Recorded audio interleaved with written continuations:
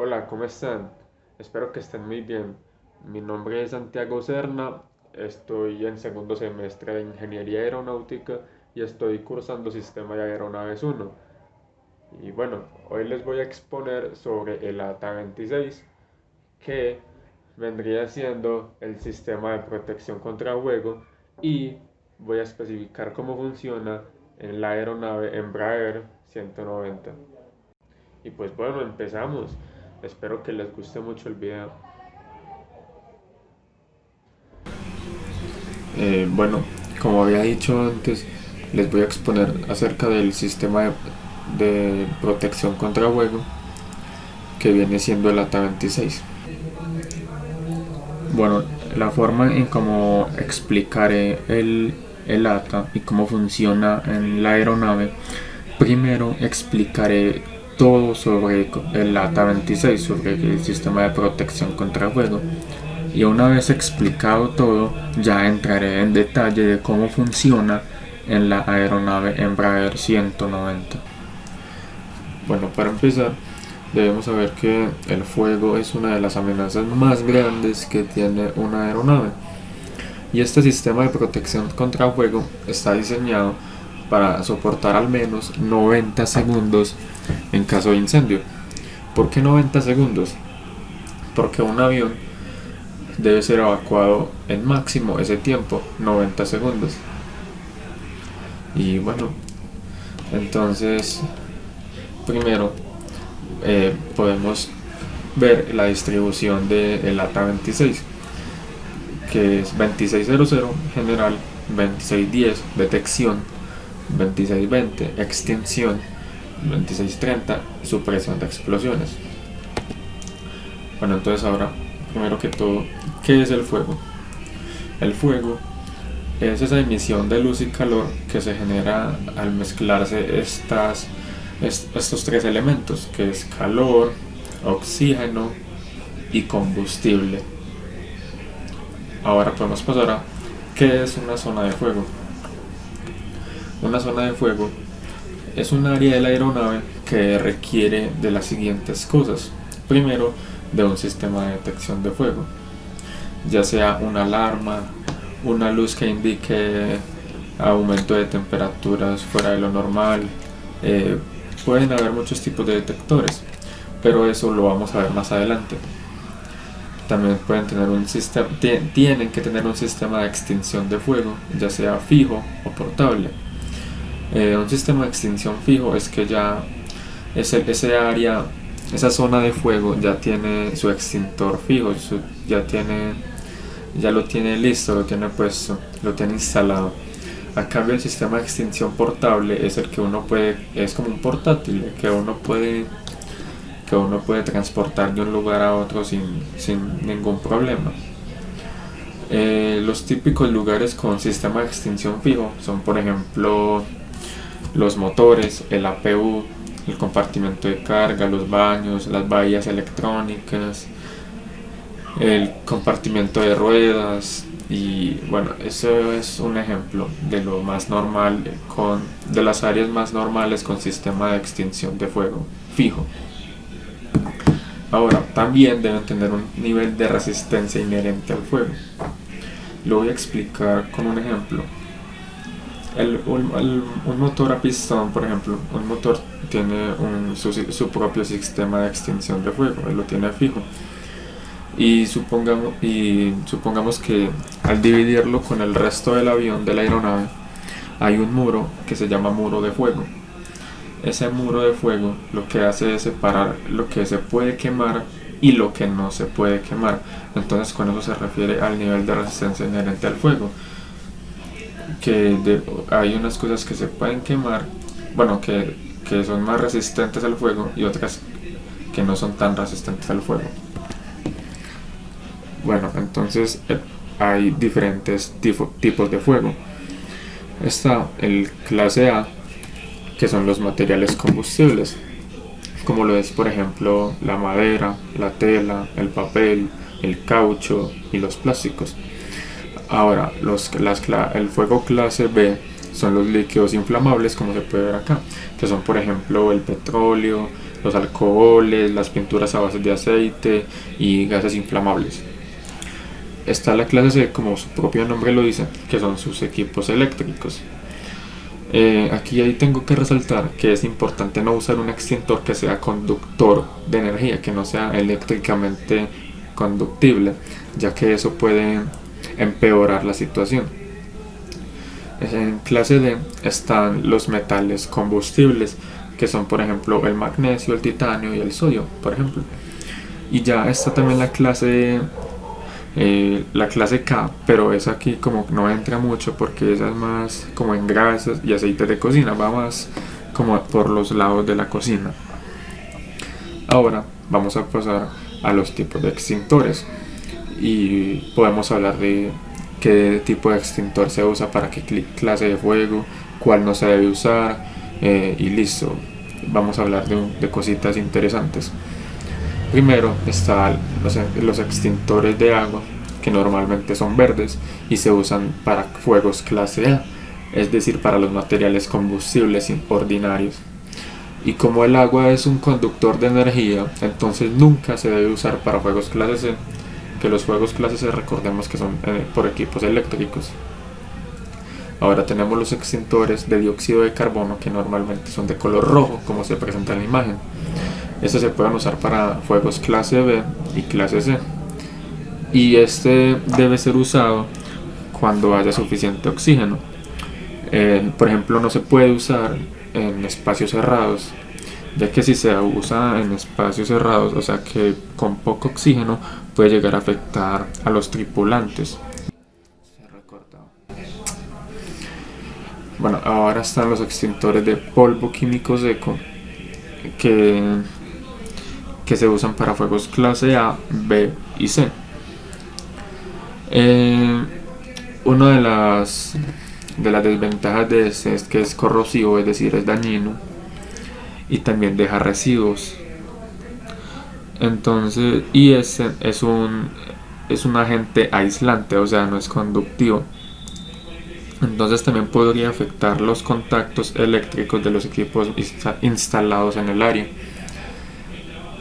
Y ya están los extintores de hidrocarburo halogenado. Bueno, el halón como agente extintor, se empezó a usar en los años 60 y llegó a ser muy efectivo, es demasiado efectivo. Pero en los años 80 la comunidad científica notó que este agente extintor es altamente peligroso para la capa de ozono. Entonces, por lo tanto, se limitó en algunas áreas, como es por ejemplo la aviación y otras actividades que ya sean críticas. Entonces, este agente extintor no se puede usar en cualquier lugar, pero es permitido en la aviación y es altamente efectivo. Y aquí podemos ver una tabla con un resumen de todo lo que acabo de hablar sobre los extintores, cómo en qué se usan y las anotaciones que tienen cada uno. Vamos a dar un repaso rápido. El extintor de agua se usa para fuegos clase A y nunca debe usarse en fuegos clase C. Esto es algo que me faltó decirles ahorita. En fuegos clase B puede ser muy improductivo o puede ser casi inútil, eso depende de su material. El de dióxido de carbono se usa en clase B y C y si es usado en lugares con suficiente oxígeno, o si no puede afectar a los tripulantes. El extintor de polvo químico se usa para fuegos clase A, B y C y dejar residuos, podría dejar afectados los contactos eléctricos de los equipos instalados. Y el extintor de hidrocarburo halogenado, que es el único extintor que se usa en la aviación y, como dije antes, es mucho más efectivo que los otros. Sin embargo, es dañino para la capa de ozono y por eso es tan limitado en los campos que se usan. Ahora vamos a ver clasificación de zonas. Las zonas se clasifican dependiendo de la cantidad de aire que fluye a través de estas. Entonces, empecemos. La zona clase A Tienen grandes cantidades de aire que fluyen por medio de una construcción de formas que tienen una obstrucción de aire organizada, por ejemplo la potencia de un motor a pistón. Me explico. Un motor a pistón necesita aire por todo su mecanismo. Por ende, para que el aire no quede atrapado en una sola parte y pueda transportarse a las otras, está construido y diseñado de una forma en que se pueda pasar ese aire, como la propia definición lo dice. Tiene una obstrucción de aire organizada.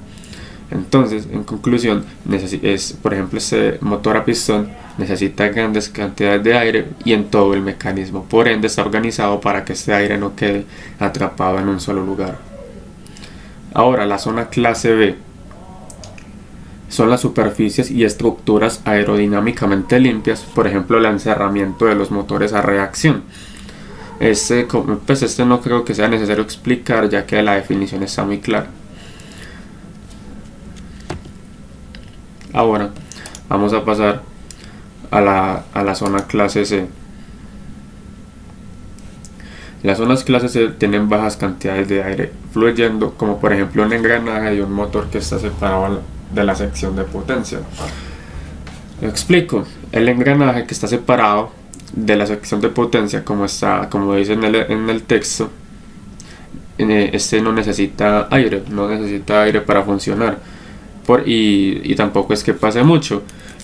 Entonces, este engranaje puede funcionar tranquilamente con el aire que está pasando por ahí. Y por eso es una clase C, porque no pasa casi aire, pero tampoco es que sea necesario que pase mucho. Ahora, la zona clase D. Las zonas clase D tienen muy bajas cantidades de aire o no tienen aire. Por ejemplo, los compartimentos de las ruedas. Por el compartimiento de las ruedas no circula aire o circula muy poquito, ya que no es necesario este aire. Ahora, la zona clase X. La zona clase X tiene grandes cantidades de aire y se muestra, de ejemplo, la bahía de Aviónica. También tiene grandes cantidades de aire como el clase A. Sin embargo, estos tienen una diferencia, y es que en la zona clase X el aire recircula, el aire no sale. Ese aire queda ahí. A cambio, en la zona clase A el aire entra y sale. En este no, en este queda el mismo aire, queda recirculando.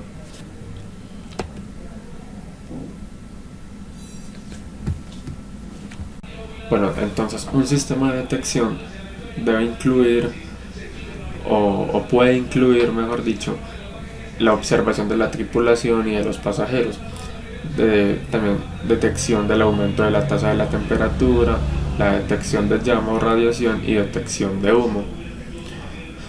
Los requisitos de esta es que no deben causar falsas alarmas, la indicación y la ubicación es segura, deben de ser de bajo peso y fácil montaje, y tienen indicación de reignición.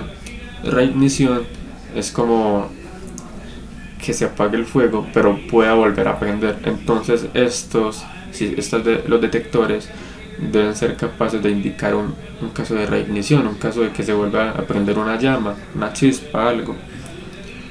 También deben tener un funcionamiento continuo, deben ser resistentes al agua, al aceite, a las vibraciones y a las temperaturas extremas que se pueden llegar a tener. Y cada motor debe tener un sistema de detección separado, o sea, cada motor debe tener un detector propio. Ahora, hay detectores como la termocupla, que lo voy a explicar con la imagen de la derecha. Una termocupla es la unión de dos materiales diferentes donde en un extremo están unidos, en ese extremo está la fuente de calor y al otro extremo están separados, generando así un diferencial de voltaje. Entonces, claro, si hay calor, más voltaje van a generar. Entonces eso funciona como un detector. Si se llega a sobrepasar como un valor determinado que ya establecido, entonces ya se indica que hay un incendio, una llama, una chispa, en fin, detecta algún problema. También está los continuous loop, que es un sistema de interruptor térmico que tiene una o más luces energizadas por el sistema eléctrico de la aeronave. Y también están energizadas unos interruptores térmicos que estos mismos controlan las luces. Estos interruptores térmicos son sensibles al calor y, como se puede ver, están conectados en paralelo, pero en serie, con los indicadores de luz. Entonces, si se encuentra un aumento de temperatura, el interruptor térmico se cierra y completa el circuito de luz, y así empieza a indicar una condición de incendio o sobrecalentamiento. Bueno, debo decir que existen muchos más sensores, solo que algunos ya son antiguos, como los que acabo de mencionar, y ya casi no se usan o se usan en aviones pequeños. Los aviones comerciales modernos utilizan ya detectores fotoeléctricos de humo, que ya lo voy a explicar más adelante y más a detalle cuando explique cómo funciona el sistema de detección de fuego en el Embraer 190. Bueno, un agente extintor debe tener las siguientes características. Todos deben tener la habilidad de ser guardados en largos periodos de tiempo sin tener consecuencias negativas. Es decir, si yo tengo un extintor y pasa un año sin utilizarse, debe funcionar perfectamente en ese año a como funcionaría a un día de nuevo. Segundo, no deben congelarse a bajas temperaturas y todos deben ser igual de efectivos tanto en fuegos combustible como en fuegos eléctricos. Esas son las características del agente extintor. Entonces, en conclusión, pasa el sistema HRD, que el sistema HRD es detectar el fuego y la suprime rápidamente en tan solo milisegundos, y lo voy a explicar aquí nuevamente. Primero, al presentarse humo o un aumento de temperatura, el detector, que como se muestra en la imagen es un detector de humo, indica la advertencia, pues indica que hay una alta temperatura, que hay un caso de incendio. Entonces el agente extintor lo suprime rápidamente el fuego. Y este agente extintor no solamente acaba con el fuego, sino que también presuriza la zona temporalmente, lo que interrumpe el flujo normal de aire, robándole aire al fuego, así evitando una posible reignición. Y todo eso pasa en tan solo milisegundos. Bueno, ahora vamos a entrar en detalle a cómo funciona todo este sistema de protección contra fuego en la aeronave Embraer 190. Bueno, es muy seguro que explique cosas acá que no expliqué en el sistema en general, pero esto es con el fin de no repetir algo otra vez y de aprovechar el ejemplo de la aeronave para hacer una explicación mucho más factible, que sea mucho más entendible. Bueno, el modelo del sistema del Embraer 190 es muy parecido al de todas las aeronaves comerciales modernas. Se encuentra en el overhead panel, es decir, el panel que se encuentra sobre la cabeza de los pilotos, y las partes más centradas en este sistema son estas de aquí que se ven en el centro, que son estas palanquitas que se llaman fire handle, y estas partes del centro de acá que son encargadas del fuego y de la PU.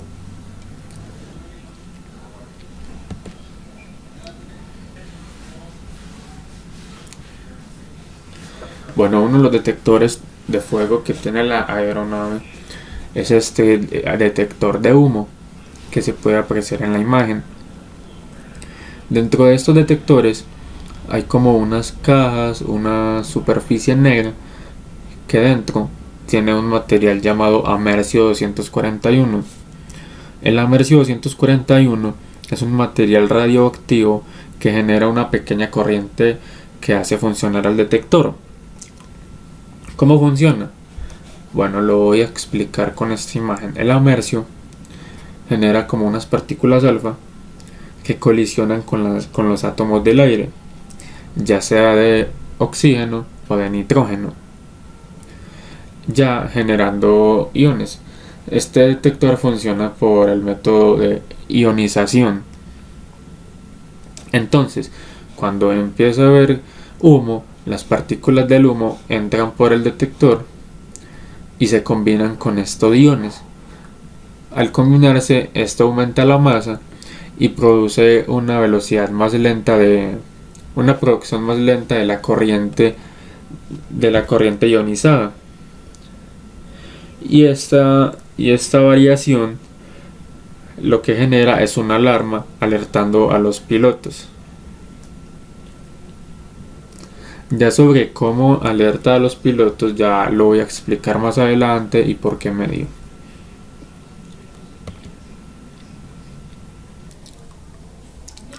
Bueno, si un avión está configurado con 20 o más asientos, por ley, o sea, obligatoriamente los baños deben tener su propio sistema de detección y extinción de fuego. En los baños, normalmente el detector está en el techo, o siempre está en el techo. Estos detectores le generan señales a los pilotos, ya sea en el cockpit o ya sea con una alarma o con luces. Y ahora los extintores están en las papeleras, que es donde más comúnmente se generan los incendios.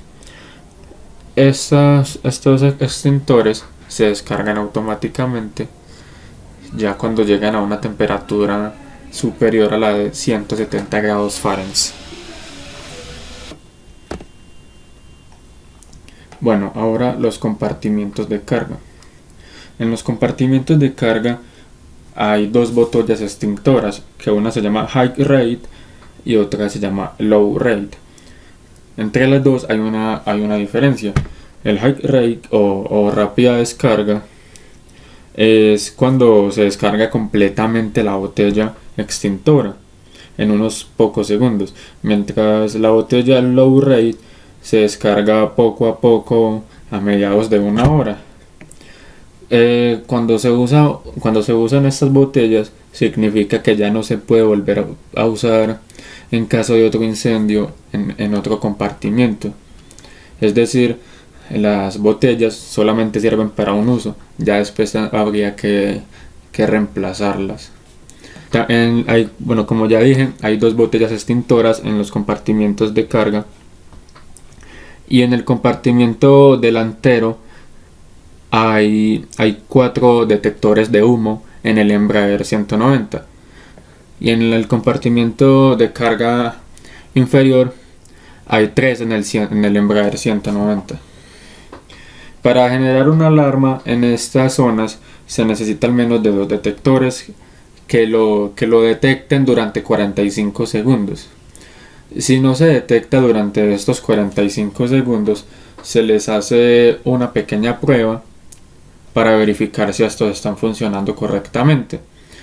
Y también si no detectan la emergencia en los 45 segundos, se considera como una falsa alarma. Bueno, ahora vamos a pasar a cómo funcionan los detectores en el motor. El sistema de sangrado de los motores tiene su propio detector, que es tipo Fenwell. Este detector funciona como un cable tipo coaxial, que es parecido al cable que tienen los televisores. Este está dividido como entre 2 materiales, uno en el centro, que es positivo, y el otro afuera del cable, en el exterior del cable, que es negativo.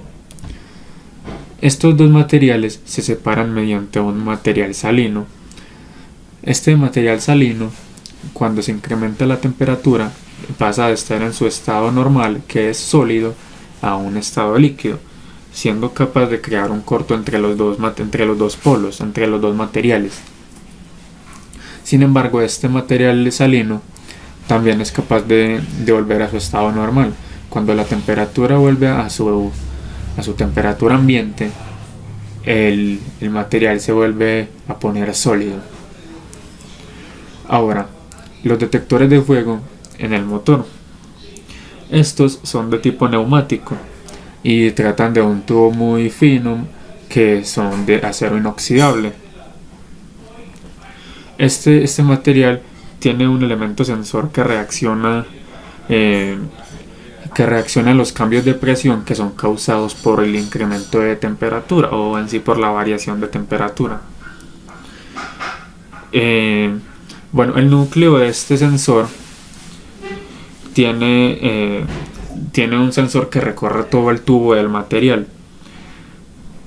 El tubo es un material de carácter metálico que contiene molibdeno. El tubo está repleto de un gas que normalmente es helio, y este es absorbido o expulsado dependiendo de la temperatura. En sí, funciona como una esponja dependiendo de la temperatura. Bueno, los detectores de fuego de los motores son de tipo neumático, y estos también se pueden llamar lazos o loops en inglés. Estos se suelen llamar lazos ya sea porque envuelven una zona, están alrededor de una zona, caso que ya vamos a ver más adelante en los propios motores, en la siguiente diapositiva. Bueno, primero que todo, el motor en la parte fan, o sea, donde están los compresores y la entrada de aire, podemos decir que es un área fuera de peligro de fuego. Entonces, por lo tanto, estos no tienen ni extintor ni están monitorizados. La parte crítica del motor, la parte digamos delicada, es esta parte de aquí, que es donde en esta imagen se ve mucho mejor, que es donde están las cámaras de combustión y la turbina. En esta zona, que es como la parte crítica del motor, es donde se encuentran estos loops. Bueno, ahora vamos a explicar cómo se generan estas señales para los pilotos y cómo se envían, y ya qué hacen los pilotos para vaciar las botellas extintoras. Pero para eso primero nos vamos a devolver a la diapositiva anterior. Listo, entonces estos detectores de fuego, a través del elemento aislante, cuando hay un cambio de presión debido a la variación de la temperatura, se genera una señal eléctrica. Esta señal eléctrica se envía a la MAU y a la vez se genera un mensaje en el EICAS avisándole a los pilotos. En el motor se encuentran dos de estos detectores de fuego, o también llamados lazos o loops en inglés. Cada uno de estos lazos tiene 8 sensores, pero el piloto no sabe si un lazo falla o los dos están funcionando. Sin embargo, solamente se necesita un lazo para detectar un fuego. De hecho, un avión puede ser despachado con solamente un lazo funcionando correctamente. Ahora sí, vamos a ver cómo funciona esto. El primer paso para la extinción es tirar las palancas, las fire handle, que se encuentran en el overhead, como había explicado antes. Esto hace que se corte el sistema hidráulico, el de combustible y el de la electricidad generada por el motor donde se encuentra el incendio. Ya el segundo paso sería girar estas mismas palancas, estas mismas fire handle.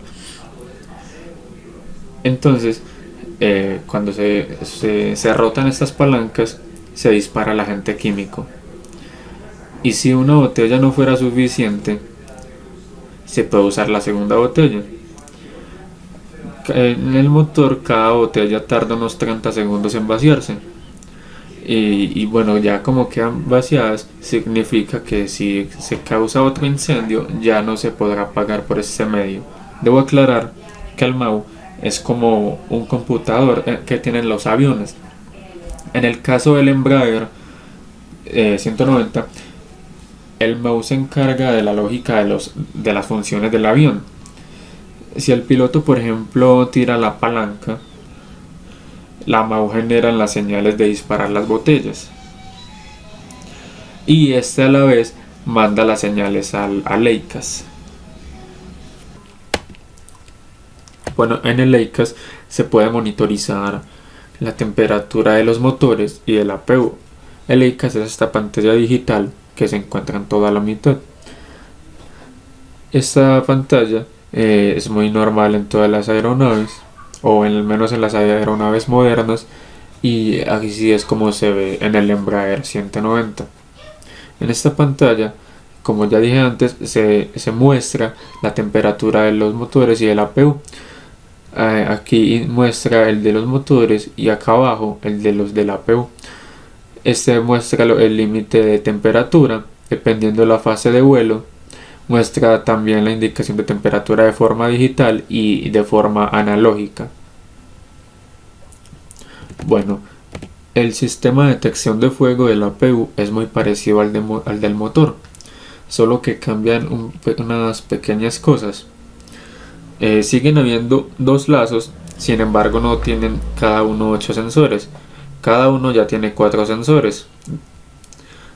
Y el APU, si se detecta fuego en tierra, se vacía automáticamente la botella extintora después de 10 segundos. Sin embargo, en vuelo no hay una descarga automática, debe ser generada manualmente o seguirá quemándose pues el APU. Bueno, esta es toda la bibliografía. Esta es una parte donde me basé la gran mayoría de mi información. También quiero agradecer especialmente a la universidad y al profesor Carlos Quintero por ayudarme tanto pues, a la explicación, la orientación de datos y la aclaración de dudas. Y eso es todo. Muchísimas gracias. Si hay preguntas o sugerencias, en los comentarios las pueden dejar y responderé con mucho gusto.